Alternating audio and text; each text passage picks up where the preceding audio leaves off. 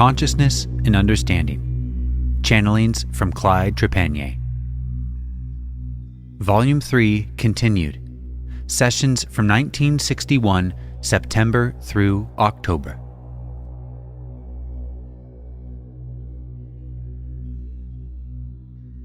Friday, September 8th, 1961. My peace and my love I extend to each of you, my friends, and my greetings to you, my son.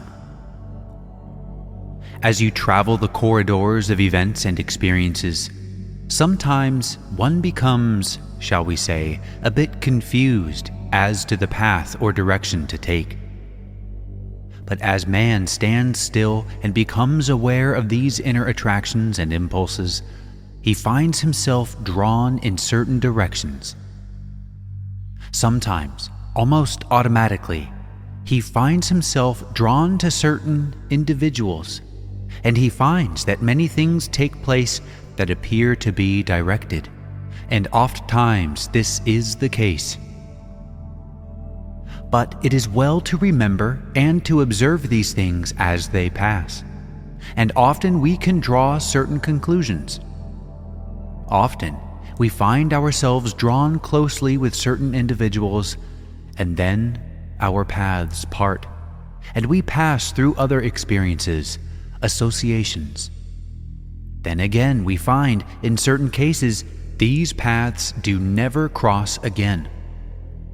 And in certain cases, other individuals are drawn together, time and time again. All of these things, beloved ones, have meaning in our pattern, and it is well to observe. Now, you are approaching a time of events that will move more rapidly as your civilization advances in its science and its spiritual growth. The momentum of the increase grows continually more rapid, and the accomplishments that will come to the remnants of your civilization in the near future will be so fantastic that it would seem almost inconceivable to the greater part of your population today. But my friends, the law continues to function. Nature moves ever onward, gathering momentum as she moves. Events will occur in the lives of each of you that will have great significance in your rise on the path of truth. Try to bear in mind that man does not live alone, that he is only a minute part of a vast, great sea of life that extends into infinity. Thus far in your sojourn, you have observed very little of what you call nature or God, or whatever term you might like to use. Soon, you shall see her in some of her great expressions, and as you move onward on the path of life, she shall grow greater and greater, more beautiful and more astounding, and your understanding of her will grow and grow and grow. You shall find that your lives, day by day, shall become more interesting, more thrilling, as you receive more and more insight into the things that are approaching.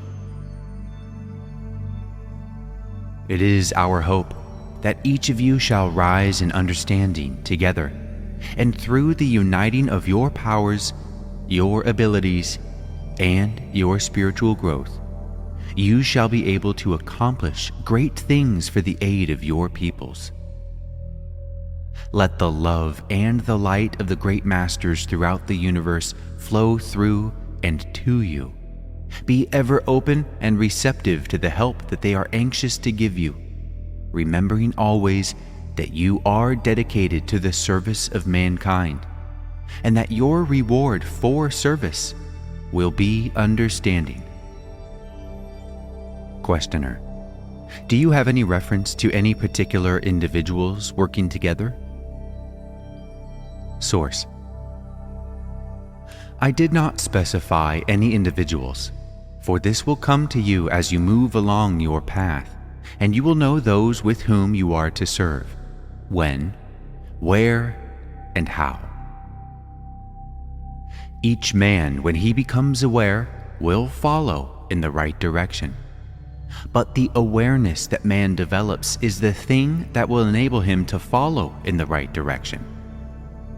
In the course of events and experiences, through a development of a recognition of the inner guidance and the elimination of self, one shall follow always his path.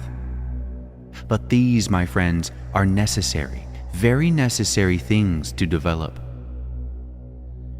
One must always remove self and maintain within that desire to serve for the good of man or mankind, not for any individual group of men or any one race of man, but for man as a whole. Peace be with you, my friends. Peace, peace, peace.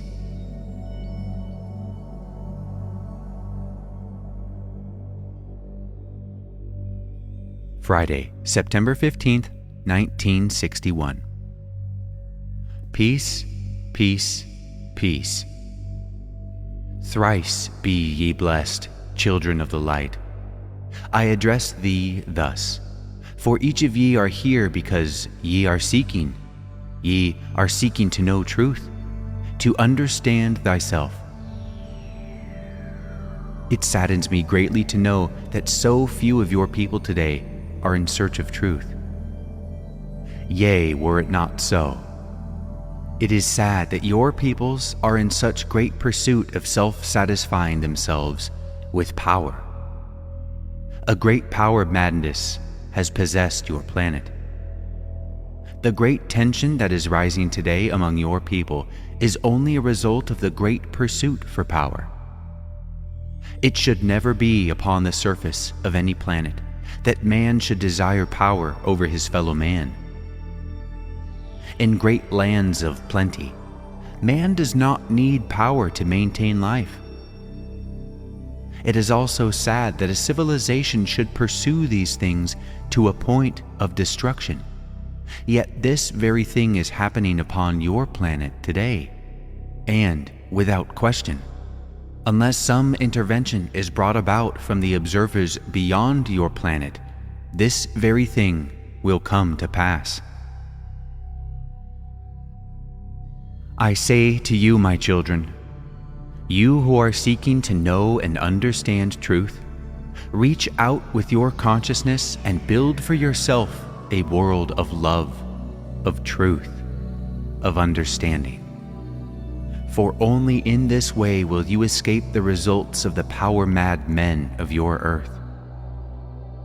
So I say to you, my beloved ones, gather for yourself understanding. Learn to know thyself, that you might know all men. Make your life one of service and dedication to mankind. Rise up, come forth, and stand out as one who believes, who knows truth, and lives the truth that he knows. Great experiences portend for those of you who follow this path, for all of these things of which I spoke shall pass away. But he who has built upon the rock shall stand forever as a monument to truth. Rededicate yourself daily to your goal, reminding yourself continually of your birthright, acknowledging that which you are, for you are an extension of your Creator. So bear this in mind at all times and continually declare your sonship. The new civilization that shall emerge upon your planet will consist of those who have followed this path, and their accomplishments shall be great, much greater than ye think or realize. For man, in his true form, is limitless in his power. He is a creator in his own right. So let us not overlook this fact, for man must truly learn to love himself. And when he has truly learned this, he has truly learned to love all mankind. for he has realized his oneness with it. Let not the things that you face bring fear or resentment into your hearts, but rather maintain an attitude of reverence, an attitude of gratitude, knowing that these things are not a part of me, nor do they affect me, for I am that I am. And now, my beloved children, I am going to leave this instrument for a few moments, and I am going to stand before each of you for a moment and invoke a special blessing for each of you.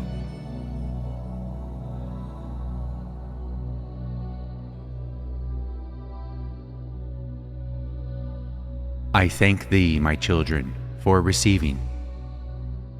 Receive ye now the love and the blessings of all the great masters of the brotherhood. Peace, peace, peace. So be it. So be it. So be it.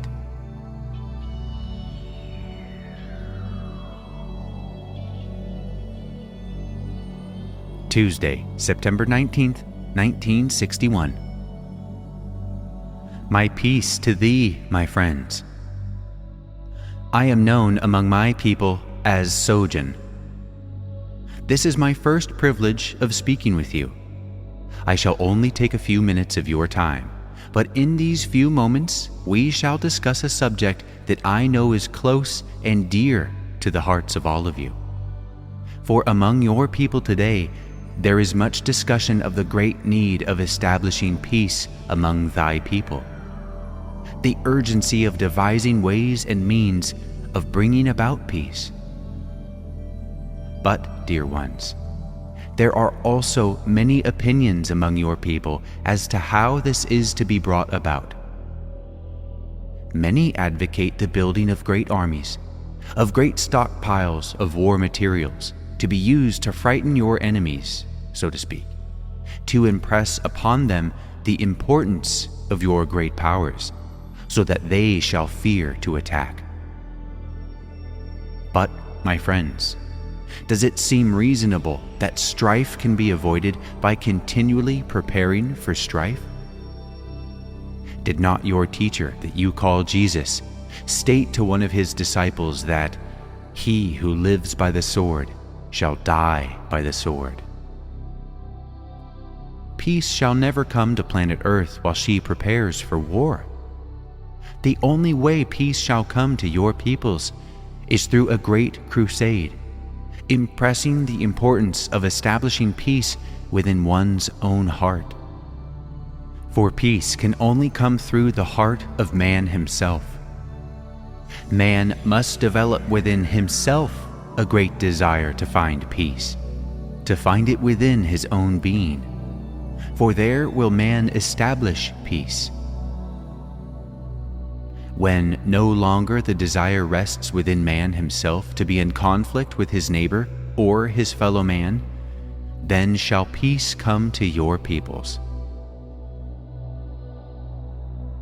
Each man, regardless of his station in life, has somewhere deep within him the desire to find peace, peace within himself. When man has found peace within himself, he shall find also that he is at peace with all men. He shall not covet one mite that belongs to his brother. Man must start searching, going deep into his inner consciousness until eventually he finds the answers that lie within that will set him at peace. No amount of effort spent in the outer will bring these results, for true peace is found only through a deep search. And until man has reached this peace within, peace shall not reign supreme among your peoples. This is something, my friends, that is needed more than anything else to be planted as seeds in the minds of Earthman. For when enough of your people have found this peace, it shall manifest in the outer in all its glory. It shall come forth as does the rose, into a beautiful bloom. And man will know something and experience something that is far greater than anything he can conceive in the outer.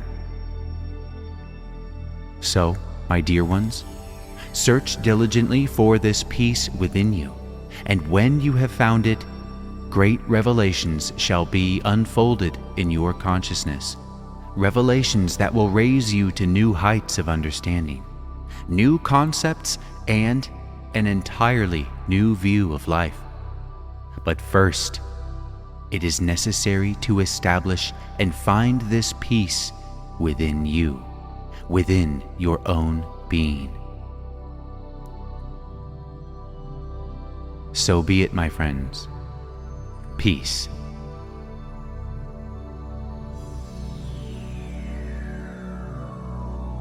Friday, September 22nd, 1961.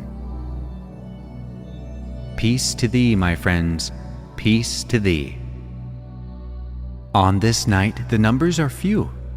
Thus I shall speak of the things that I know are near and dear to the heart of each of you. Each is seeking to find that peace within himself and herself, a peace that brings understanding. So we shall speak of the preparation necessary in bringing one's house to order and finding this peace that brings serenity to man. If one is to find this peace that rests deep in the soul of all, there are certain things that man must do. There are things that must be eliminated in the consciousness of man.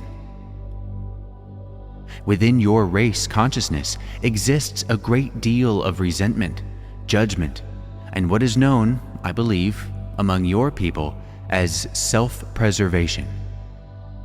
Many of these things rest deep in the consciousness of man of earth, and it is necessary that these things be brought out and eliminated from the consciousness of man. Man must maintain an attitude of forgiveness, an attitude of thankfulness or gratefulness.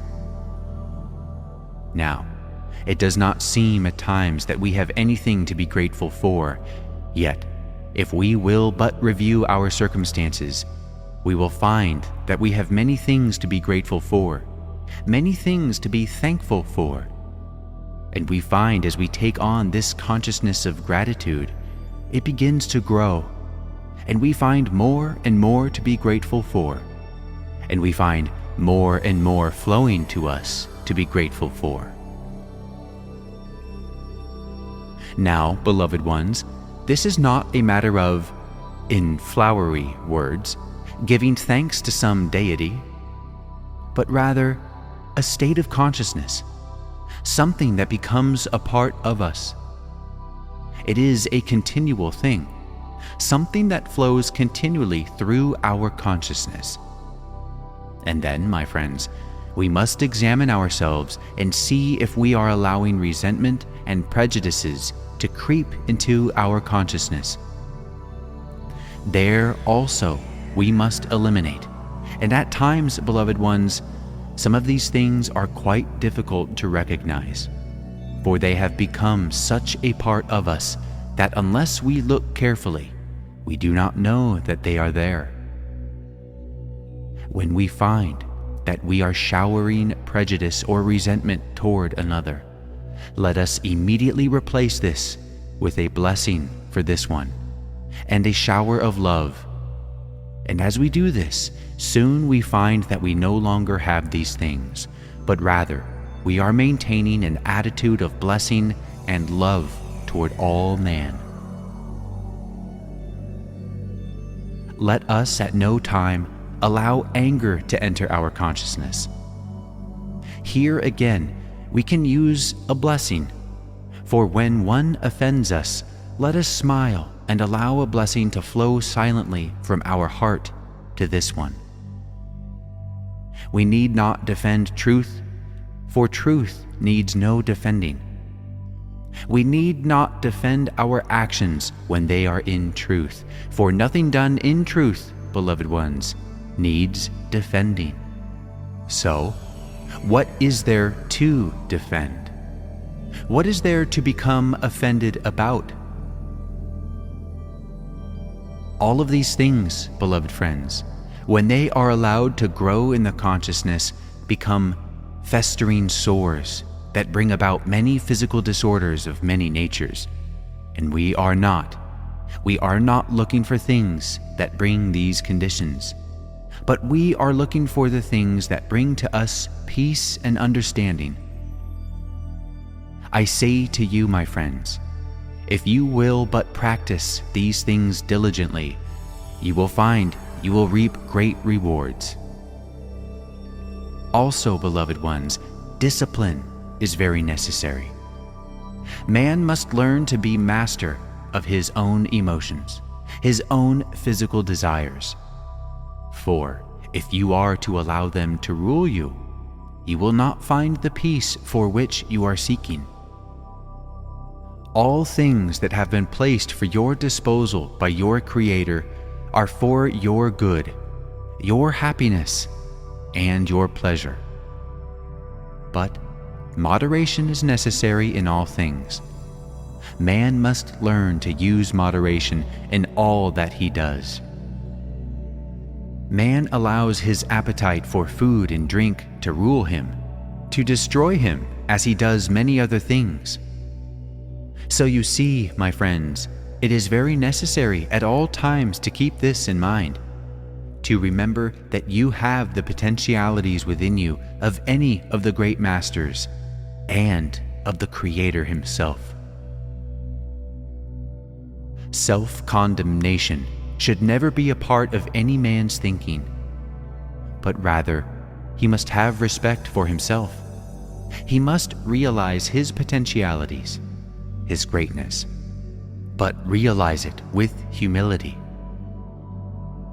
Always he must maintain humbleness, humility, and love, yet realizing that he is an all-powerful spiritual being with all the powers of the universe at his command. But realizing too that these powers must be used with moderation, with wisdom, with love, and with understanding. I have concluded my talk with you. I hope I have been of some help to you. May my blessings, my peace and love and understanding rest in the hearts of each of you.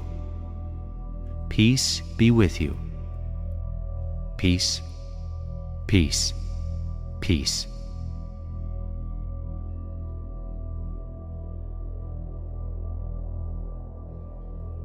Thursday, September 28th, 1961. Peace, my beloved children.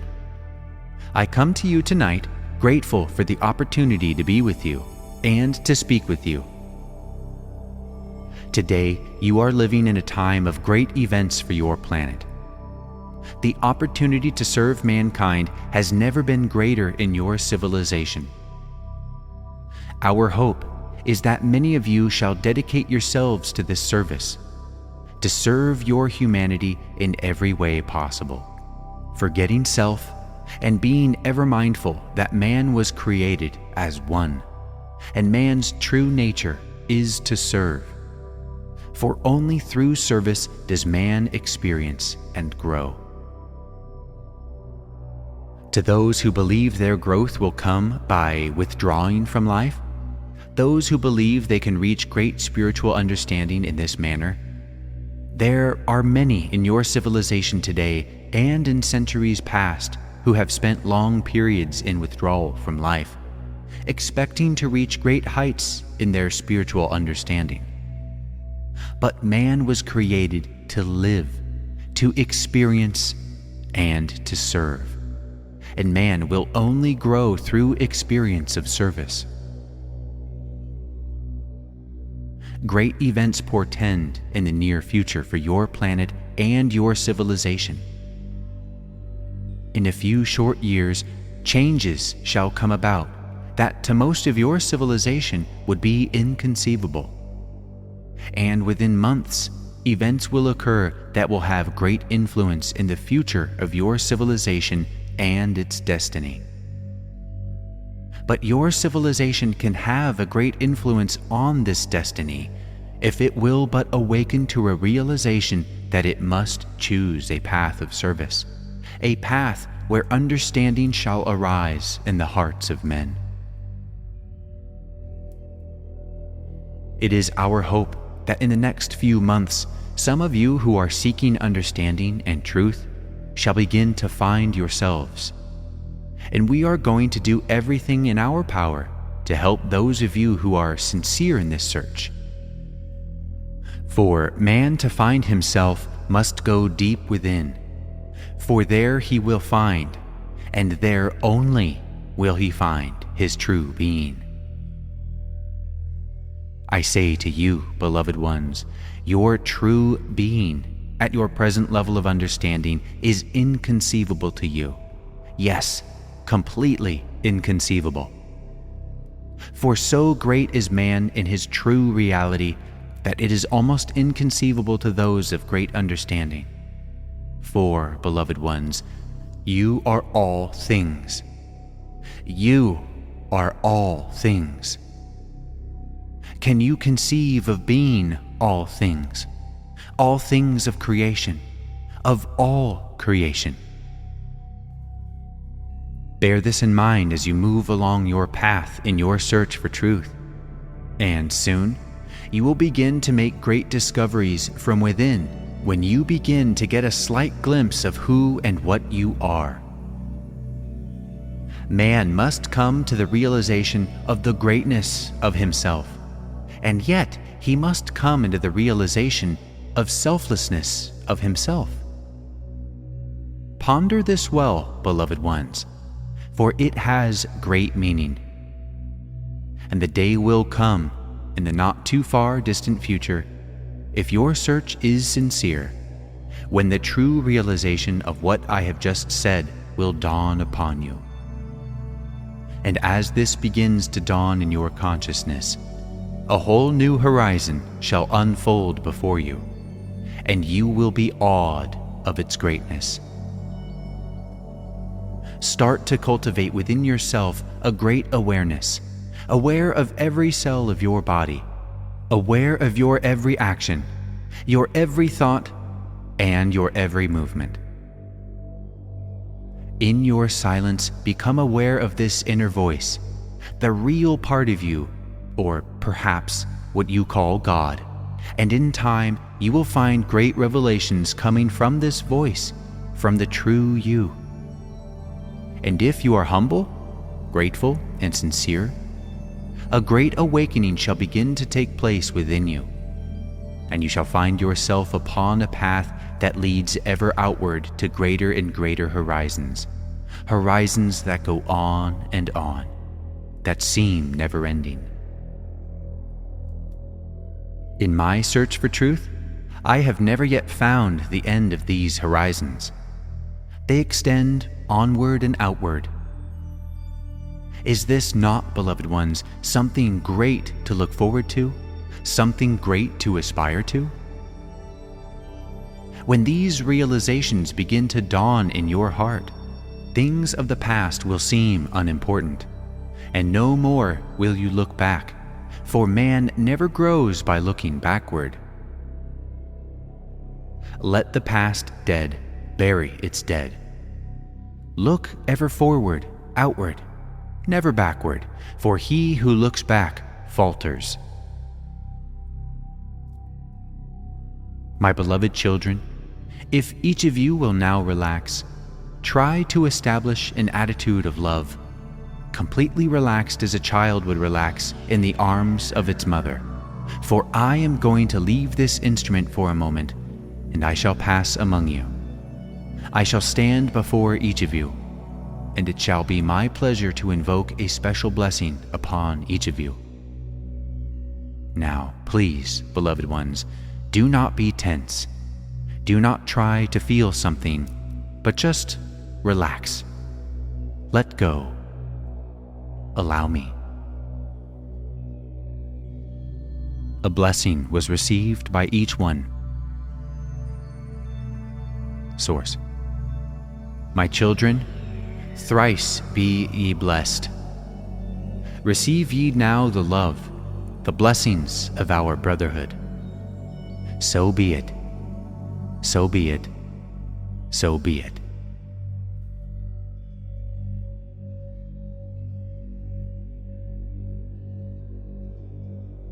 Thursday, October 5th, 1961. May the peace of the great ones rest deep in the hearts of each of you. Peace, peace, peace. Beloved friends, my son, I have been afforded this privilege tonight through the consent of this instrument and his wisdom. Know ye well, for this I am grateful. Know ye well that nothing comes to you by chance, nor to any of us, that life is one great plan in our evolution to the ultimate. Now I should like to talk to you for a few moments concerning the divinity of man. With your permission, we shall proceed upon this subject. I wonder how much realization each of you have within your own heart of your divinity. I wonder if you could come with me for a few moments and explore life in a level of consciousness beyond what you know as planet Earth. Yes, let us go far beyond, even beyond this galaxy, and let us explore life as we find it here. Here, we find as we approach that our sight has become more keen, that we begin to see into densities that we have not heretofore seen. Here, we find beings moving about, carrying on a life, a social association. We are finding that they also have their cities, their countrysides. But as we move among these beings, we note a consciousness, an attitude that is strange to us. We do not see these beings hurrying to and fro, attempting to strain or to have anxiety of any kind for their well-being. We find that their every need is met as the need arises. We do not find that they are concerned at all about these things. We find that their every need is met as it is needed. We find that we become aware of their attitudes, their thinking, and we find no thoughts in their hearts of resentment, fear. We find no jealousy, but we do find a great love, a great desire within their consciousness to serve. We find no thought of self. We find only thought concerning the whole. We find that these beings do not even think of themselves as individuals, but we find that entwined in their consciousness is an awareness that they are part of a great, vast sea of life.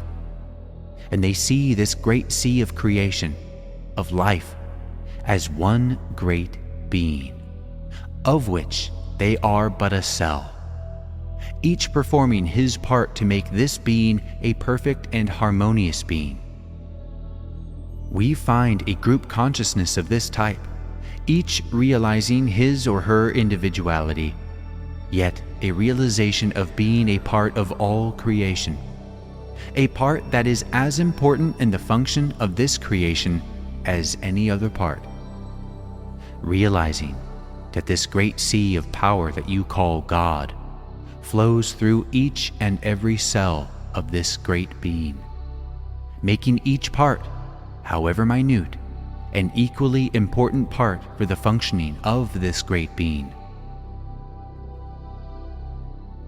Now, you too, my friends, are equally as important a part of this vast sea, of this great being known as life, or as man.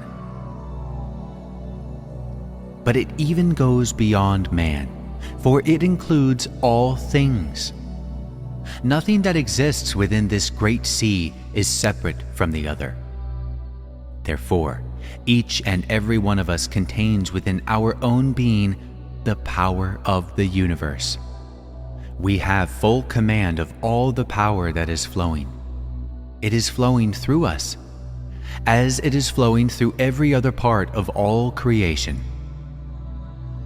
And when we have come into this realization of our divinity, of our true self, we shall know our place. We shall be able to attune our consciousness to the consciousness of anything within the sea, whether it be plant life, animal life, or what have you. And believe you me, beloved ones, you will find when you have come into the knowing of these things that all things will respond to your desires.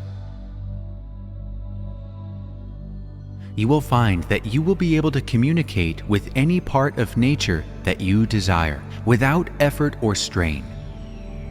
You will merely attune your consciousness to the consciousness of that with which you desire to communicate. You say, "Will this tree talk to me?" And I say to you, yes, it will talk to you, and you will know what it has said to you. All life responds to love and understanding. You cannot have one without the other, for they are one. I say to you, beloved friends, it is so important that those of you who would travel with your planet into the age that lies before you, to learn these things. Awaken. Awaken unto yourself. Long enough has Earthman beseeched a false divinity. It is time for him to awaken, for the only place he will find his divinity is within his own heart. So, beloved friends, search deep within and find this divine power that you have been looking for. Bring it out and be it. It has been my most sincere wish that Earth people shall come into the realization of these things rapidly, for the time is truly short. It has been my very great pleasure to have this opportunity to speak to you. And, my son, I have been most grateful of this opportunity to speak to you.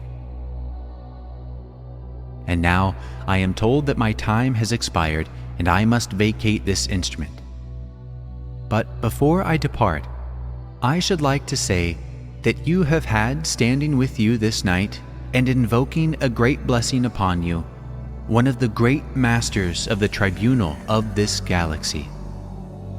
This has been a great honor for me, and I am sure it must be for you.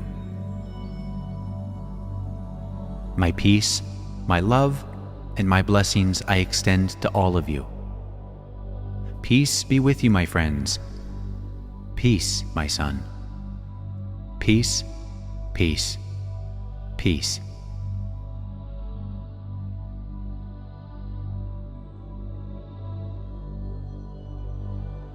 Tuesday, October 17th, 1961. Peace be with thee, my friends.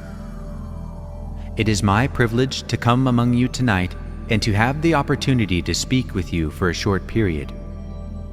Never has your civilization stood at such a point of crisis as today it does stand. Never has your civilization received more help, more guidance, more concern from those from outside your planet. In every crisis of your civilization, beings of great light have manifested among your people and pointed the way, and many times Earth people have listened and heeded this help. During the period of the forming of your great nation, such a being appeared among its leaders, and each time these leaders became deadlocked in their attempt to reach an understanding. The way was pointed by the being, and so was your great constitution written and signed. But the meaning of these words have been lost. Again, a few years passed. Another being of light appeared in a meeting of your great world leaders in your United Nations, and again attempted to point the way. But this time, very little heed was given to his words. Again, a short time ago, this also occurred in your United Nations, and again his words went unheeded. As you were told, or some of you were told a short time back, an attempt again was made to bring a realization to your leaders, or to some of your leaders, of the results of nuclear warfare upon your planet. This was brought to certain individuals in a vivid dream of the results of such actions. This has made an impression, but so great is the pressure upon these individuals from the great powers that lie behind them, that even for them it is difficult to attempt to convince these powers. It is difficult to understand how people could follow a path that would have the slightest possibility of leading to these results, when other paths are so much more obvious. It is hard to realize how man can become lost so deeply in his desires and search for power. Yet these things exist and are prevalent among your peoples. We sincerely hope that the realization shall dawn in the hearts of these people in time to avoid such occurrence. We are doing all in our power that can be done without violating universal law, and shall continue to do so. But the great need lies among Earth people themselves. The real answer to these problems, my beloved friends, is up to Earth people. Earthman himself has the real solution in the palm of his hand, and what he does with this will determine the result. We can only help to lighten your burden. The wise man prepares for the obvious. We hope that Earthman shall show wisdom. The transition depends upon you of Earth. We can only aid to the degree that Earthman is willing to allow us to help. It is his choice, not ours. We hope he shall choose wisely, for great help awaits when he is ready to receive it. We know that many of you stand ready to receive this help, but this is only a small minority. But to that minority, I say, you shall receive. You shall receive according to your willingness to receive and to your willingness to cooperate. Earthman, in the times that are approaching, shall face situations beyond his capabilities to cope with. But to those who are willing to receive help, they shall receive it. For many stand ready to extend this hand of help, of friendship, of love. So, beloved friends, when this hand is extended to you, grasp it. Grasp it in love, in gratitude, and in reverence, and know that this help is coming to you because you have earned it. Do not hesitate to accept. Let no fear nor doubt enter your mind, but accept it when it is presented. Peace be with you, my friends. Peace. Peace.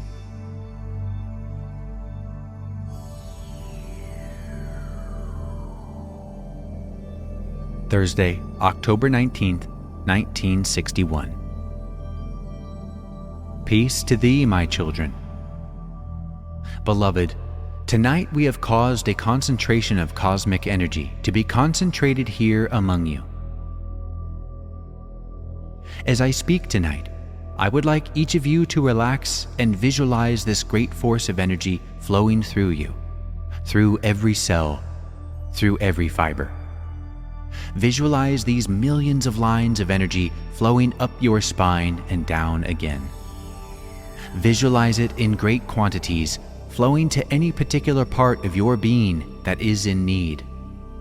And as you relax in this feeling, allow a great knowing to come over you, knowing that this great universal force that is flowing through you and to you in unlimited quantities has the power to accomplish anything that you have need of.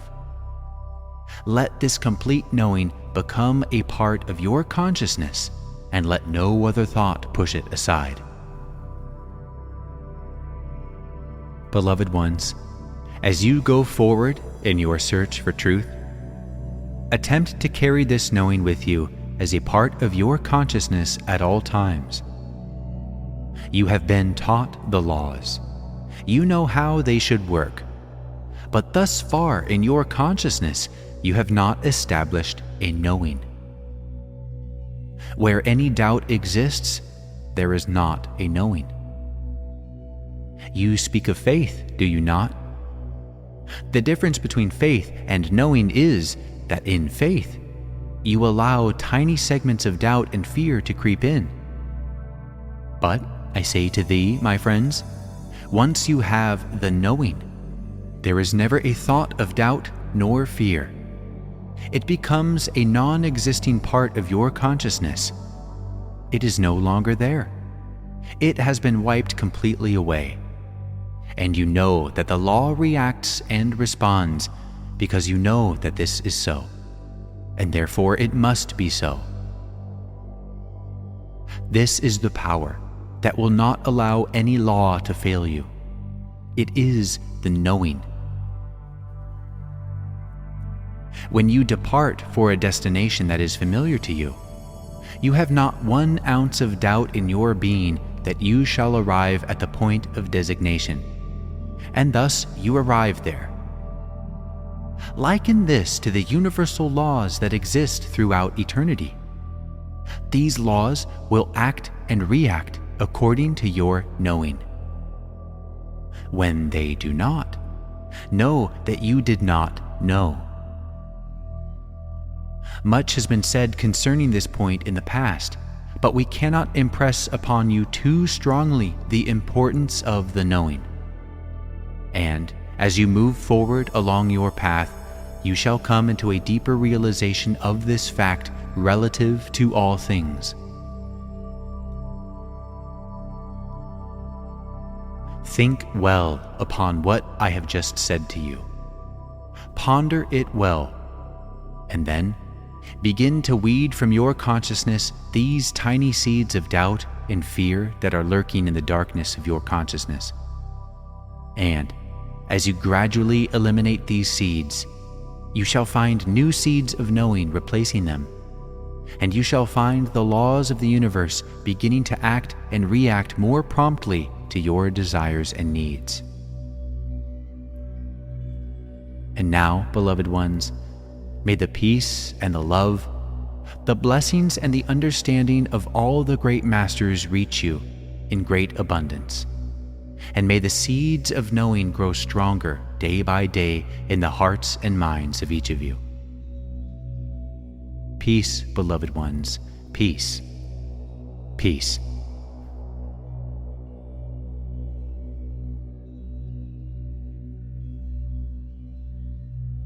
Tuesday, October 24th, 1961. Peace to thee, my beloved. Again tonight, we are going to concentrate cosmic energy here for you, for each of you here this night has need of this. Now, my beloved ones, I am going to give you a little technique and explain to you somewhat how this is done. In case you are not aware, these lines of cosmic energy are continually flowing at all times through your atmosphere, through your body. They are the life-giving energies, without which none of you nor any life would exist. It is through these lines of energy or force that you live and move and have your being. Now, what we are doing here tonight is causing a great mass of these lines of force to be bent in and concentrated in your midst as we bend light. They are techniques not known to man. By bending light, you can cause an object to be invisible to the human eye, for you see only the light reflected from this object, and so these lines of force can be bent. And now, my friends, I am going to ask you to bend these lines even more, and you can do this. Now, if you will, become relaxed. There is no need for strain. And as you relax, visualize these lines traveling in great quantities here, all about you, traveling through you. See them in a great mass. And then, if you will, visualize a portion of this mass of energy. Visualize it as bending, curving into a more concentrated mass of energy. And then visualize this concentrated mass flowing to the part of your physical structure that has most need for this help. And you can change it about, concentrating it to wherever you desire.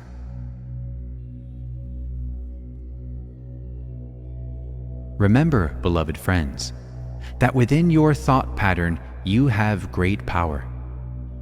Through concentration of this power of mind, you can direct energies. You can cause things to take place that you desire. Have great confidence in the power of your mind, for in reality, beloved ones, all is mind. Now, have I made myself clear as to what I would like you to do?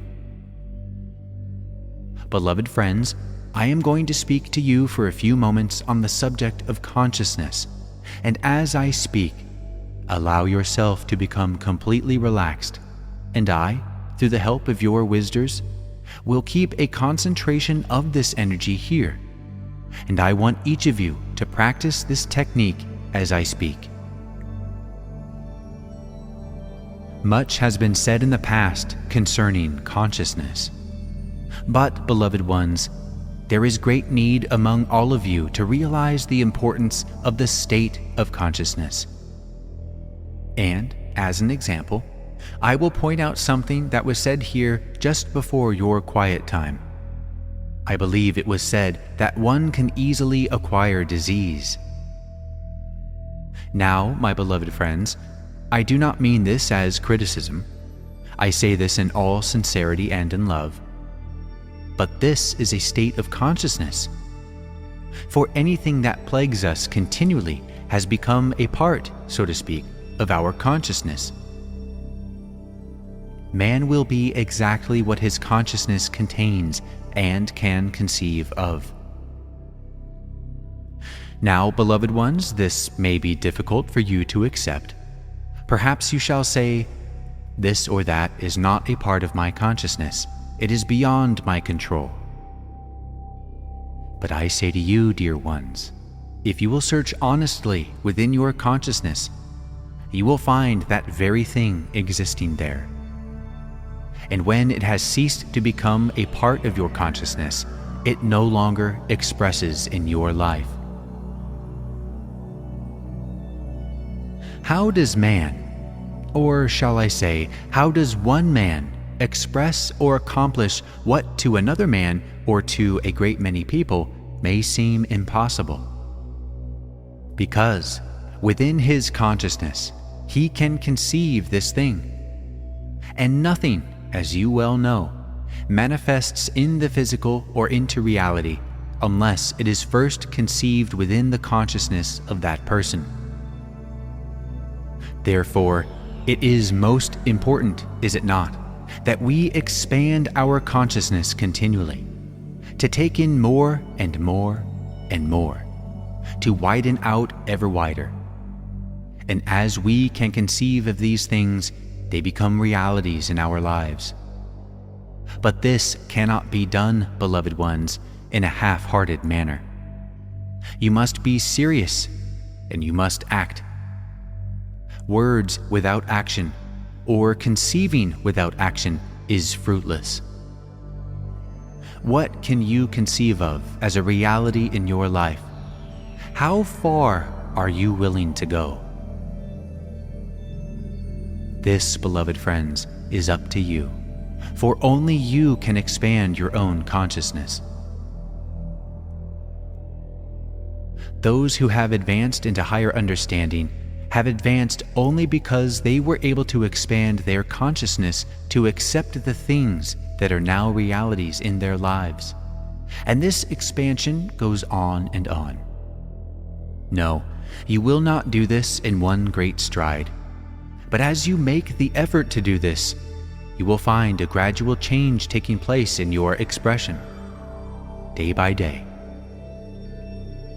Man, if he is to live a happy, normal life upon any plane, must be in the continual process of growing, of expanding his consciousness. For man is not truly happy unless this is taking place in his life. All of you have a great need for this, as do all men.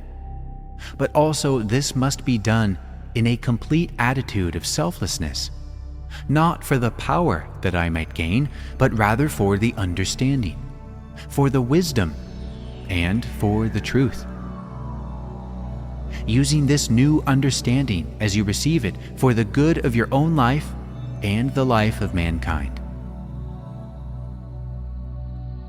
Beloved friends, I was asked to speak to you tonight by the wisdom of this instrument through which I speak, and I came to you from the tribunal of your galaxy. It has been my privilege and my pleasure to have this opportunity to, perhaps in a small way, to have been of some assistance to you. I hope you have been successful with this little technique that I have given you, and I would like to suggest that each of you practice this during your times of silence, or after you have retired to your bed. And I am sure that if you have practiced this for a while, so that you can master the technique, that you will find great help coming to you. For this life-giving energy is yours to use, as it is all man's, and it is there in great abundance. It shall never be depleted, for the supply is unlimited. So, beloved ones, use it in great abundance, for it is yours to use. May the peace, the love, and the understanding of all the great masters rest in the hearts of each of you. And I extend to each of you the fullest blessings and peace of our brotherhood. Peace, peace, peace.